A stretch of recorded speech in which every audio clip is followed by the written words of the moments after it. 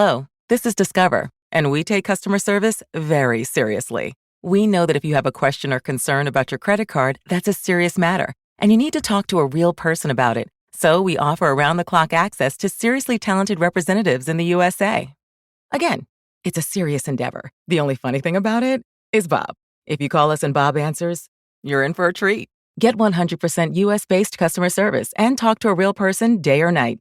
Discover. Exceptionally common sense. Holidays are here, and so is fashionable fitness. Gift yourself a Samsung Galaxy Z Flip 3 5G, a phone that folds in half to literally stand on its own. Pair it with the Galaxy Watch 4 for ultimate wellness and wow factor. Check health stats, flex personal records. Over 90 activities can be tracked, like biking, swimming, golfing, and more. Invest in yourself with tech made to crush goals. Holidays open up with Galaxy. Shop it all at Samsung.com. 5G connection and availability may vary. Check with carrier. Products sold separately.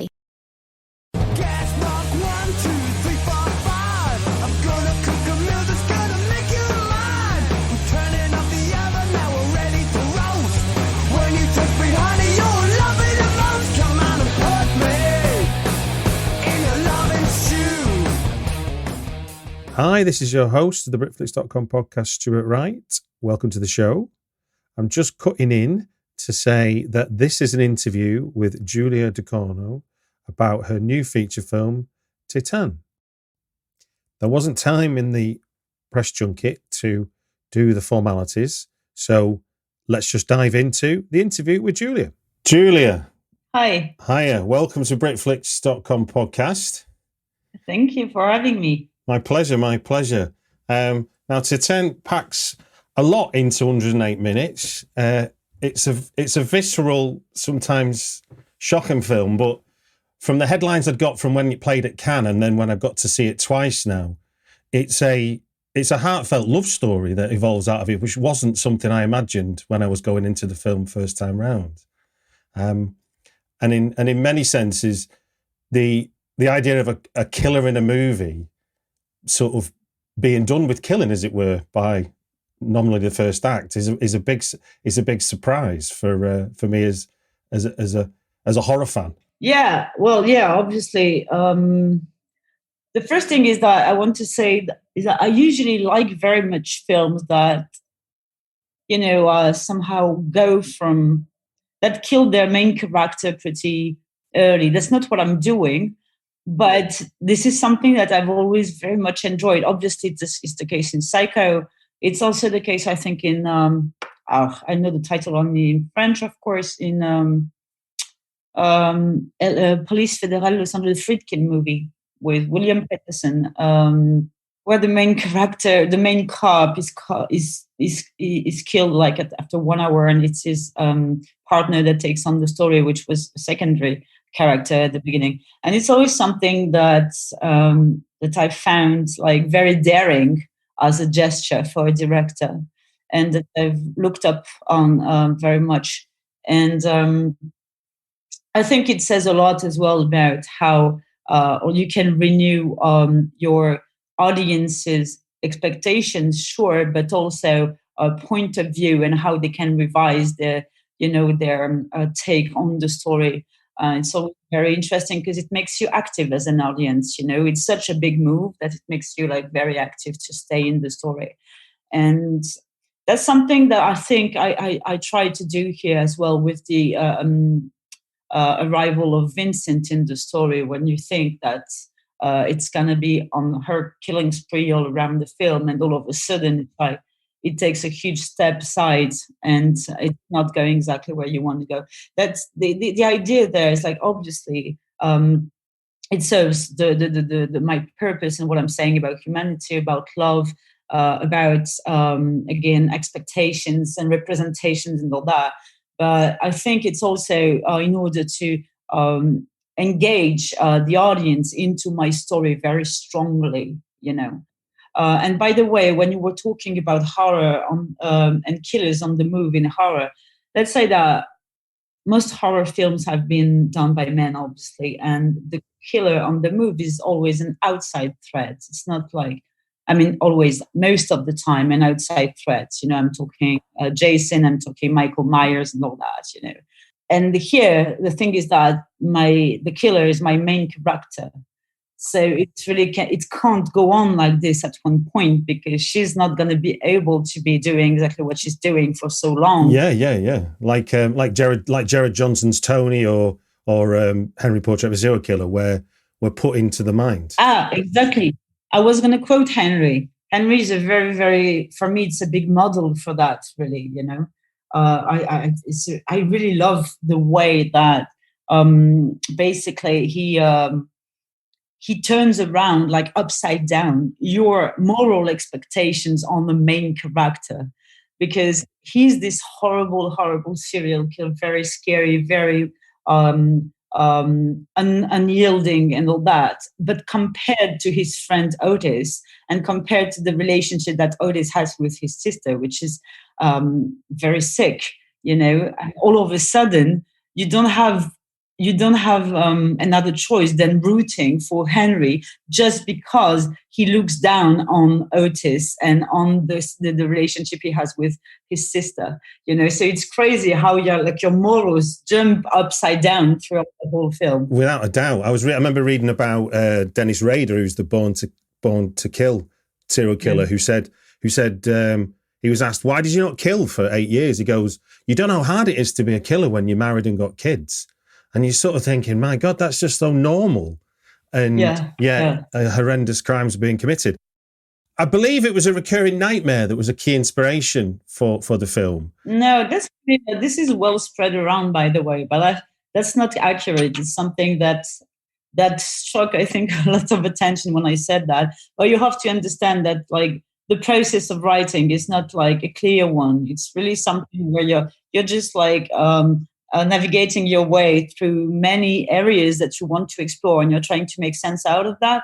And I must say that this nightmare is one dot among all the dots that I had to connect. No, that's what I was going to ask. I was going to say, because I'm a writer myself, so I was thinking, what was it about the nightmare that got its hooks into your imagination, and how then did you go about unpacking it to become part of something that is a film? But for me, there are many things. Like, obviously, it triggered in me the idea of this pregnancy that goes very, very wrong, because nightmare is me giving birth to car engine pieces, and that was very traumatizing, because, you know, you're like this in this pure act of life that is very you know, that takes a lot from you and all that, and the what's coming out is a dead material that is cold, you know, and that just like, and this was very, very scary for me. So it gave me this idea, indeed, for Alexia's pregnancy, for sure, and to also like try to portray a pregnancy that just is not wanted, is not lived in happiness or in bliss, and that is very painful and horrific for the person who lives it, you know. And the second thing is that this nightmare set the tone for the visual aspect of my film, with the body and with the body transformation. It's something that I talked a lot with my FX supervisor in order to give him references, and also to my proper master as far as the fluids are concerned. Over the film, I was interested. I mean, your choice of music is really powerful. It's sort of, and I've heard you talk about shedding skin, movement, and transformation as being part of the story. And obviously, we've talked about the idea of shifting gears from this is about a killer to no, this is about a grieving father. In a way, when I rewatched your film, I've been seeing it. I saw it on the big screen the first time, and then I got to watch it at home for a second time. It's like 6 dances. Your film the transformation breaks down to 6 dances. We have obviously Doing It to Death, which is who she's not.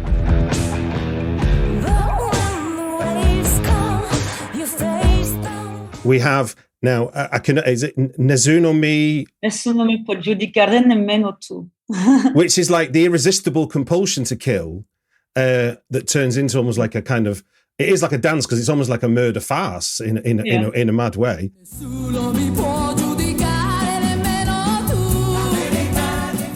She's not there, which is the revelation of sort of Vincent's sort of his need for love and his existential crisis really comes to the fore then, because before that moment he's He seems to be this mysterious, enigmatic, powerful man with all these young men looking to him.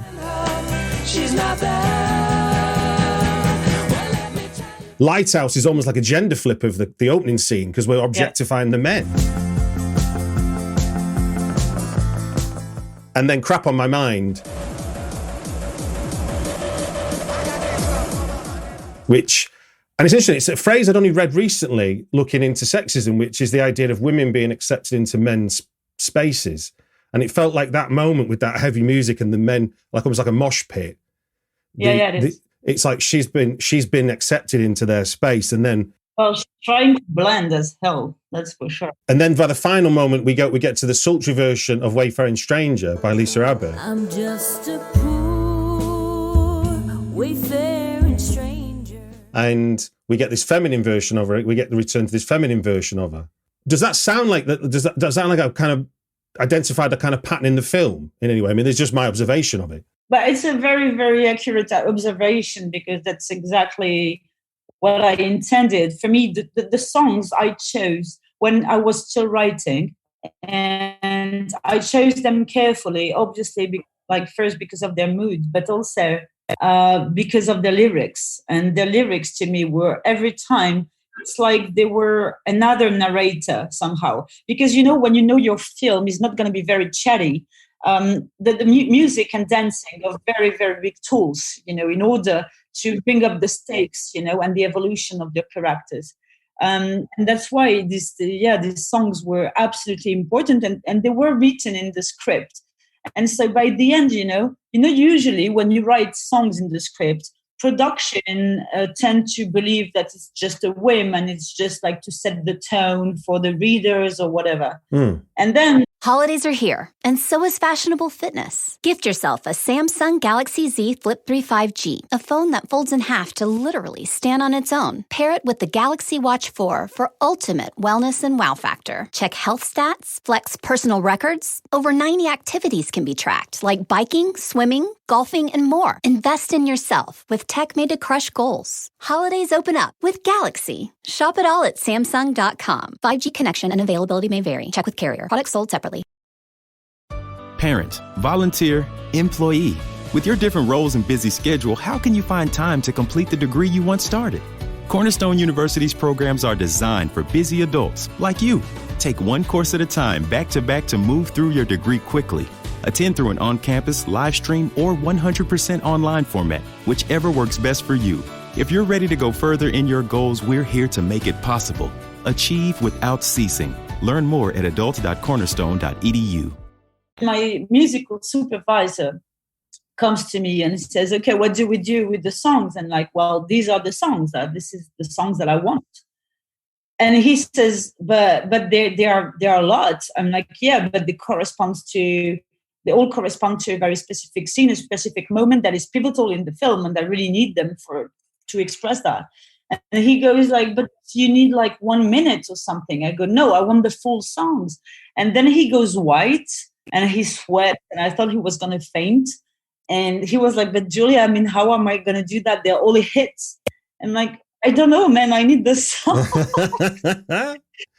And he did a brilliant job because I got all of them. But I think that he lost at least 5 years of his life doing that. I imagine. I mean, I'm a big fan of 16 Horsepower. Me too. Have you heard their Le Robe à Parasol, the French waltz they do? The what? They do a French waltz called Le Robe à Parasol, where they sing in French. It's amazing. Oh, no, I don't know that one. Yeah. Check out the album Folklore. Okay, I'll check. Out of interest, just as we're on music, are you a fan of, or do you know the band Godflesh at all from Britain, a kind of noisy industrial band? A fan of who? Godflesh. Godflesh? Yeah. I don't know it. The reason I ask is the tattoo that Alexi's got is Love is a Dog from Hell, which I presume is a reference to Bukowski's poetry. Yeah. There's a song by Godflesh called Love is a Dog from Hell as well.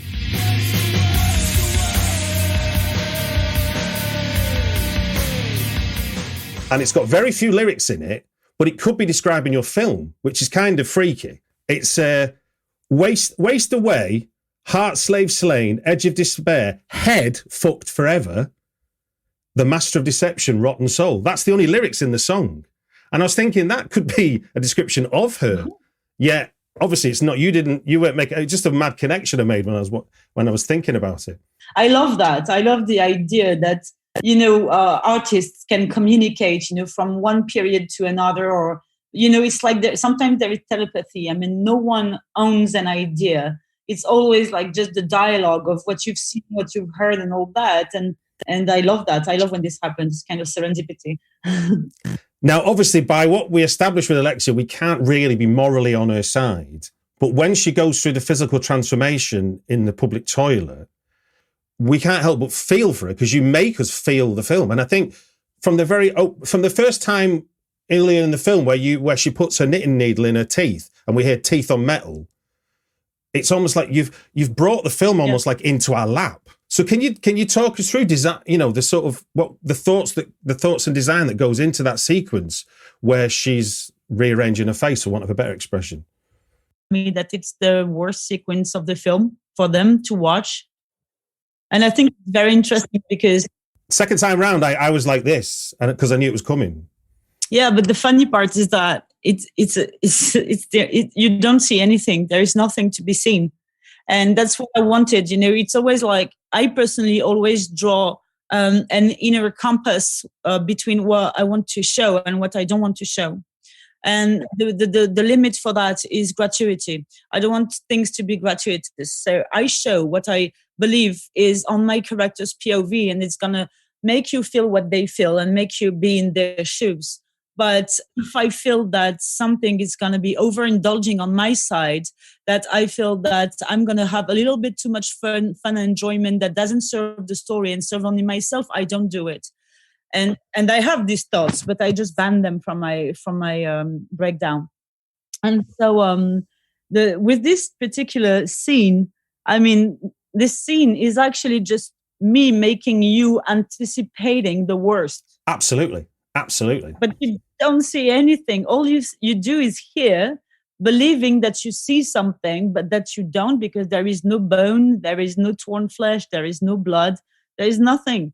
You just think that you're going to see the worst thing ever. It's like, It's like Texas Chainsaw Massacre, the original, where everyone believes they've seen the most goriest film in their life, and yet there's barely a drop of blood on screen. Absolutely. Exactly. The power of cinema. Yeah, it's only mise en scène. And I really like that, because it means that I have done my job right here, because everyone thinks that they've seen something horrible when they actually haven't seen anything. And I think that's very interesting.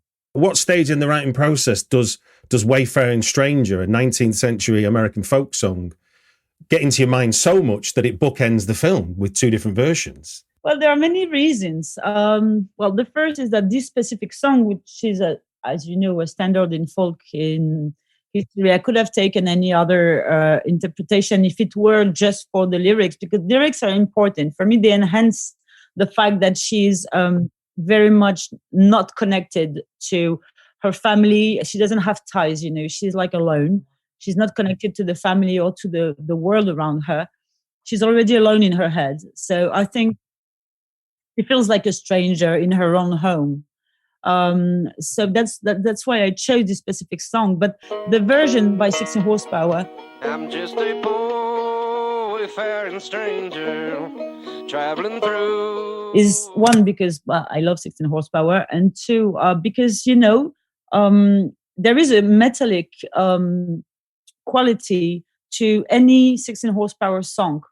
I think he sings into something. I think maybe like a metallic glass or something. He sings into something, and his voice sounds very metallic. And obviously, I've been looking for metal in the sound everywhere in my film. I did a lot of bells in the score and all that. And I think that this version there is something that is almost post-industrial in it. I think it's that classic, the old rock and roll type microphone, which was the early amplification. I think that's the style that he uses. I think it's quite dirtier than that. But as in it's vintage, because it's vintage now, it has a sound that's purely, weirdly organic and metallic at the same time. Yeah, it's possible. You're right.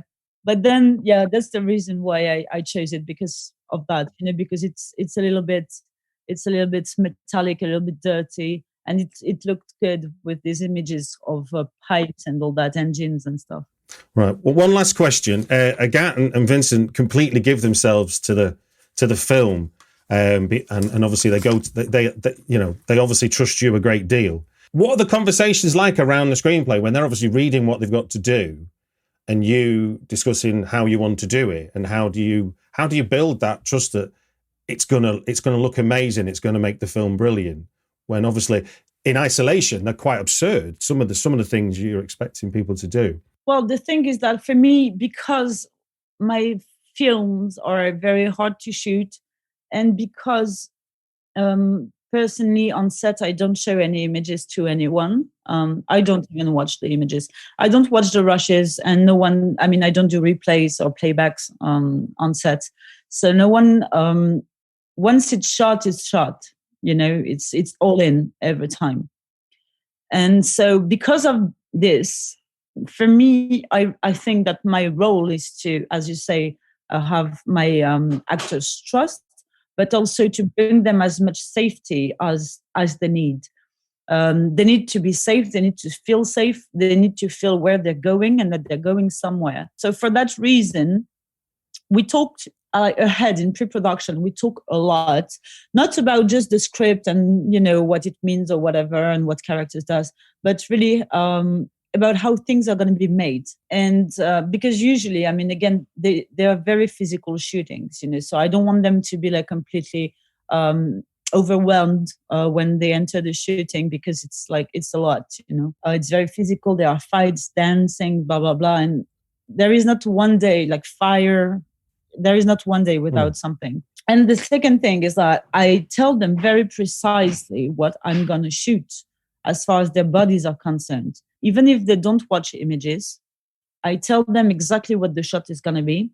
I tell them what I shoot from their body. And if they're not comfortable with me shooting a part of their body, I don't shoot it. I have smaller crews for nudity, although my crew is mostly female. So it's it feels a little bit safer for my actress, but still smaller crew for nudity. And and again, they have very, they don't have really the keys of my universe, which is good because it means that they have to trust me no matter what. And they can, because again, every time I'm super... it's not I'm not maternal or anything. It's just I tell them factually what we're doing, and sometimes I don't like to psychologize things on set. For me, these things have been done before. When we're in pre-production, we psychologize things and stuff. But on set, it's really all about the bodies. So for me, their bodies really have to feel safe, in order to be able to give what they have to give. Brilliant. Well, look, it just gives me to say thank you very much for giving us your time on the Britflix podcast. Thank you very much. That's very interesting.